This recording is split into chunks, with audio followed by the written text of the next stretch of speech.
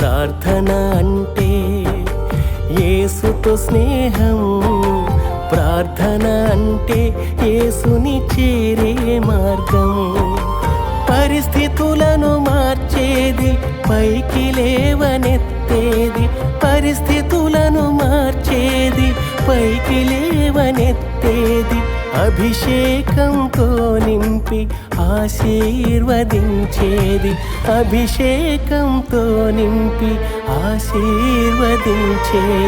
ప్రార్థన ప్రార్థన ప్రార్థన నిన్ను పరమునకు చేర్చునది. ప్రార్థన ప్రార్థన ప్రార్థన ప్రార్థన నిన్ను మహిమతో నింపునది. ప్రార్థన ప్రార్థన అంటే యేసుతో స్నేహం.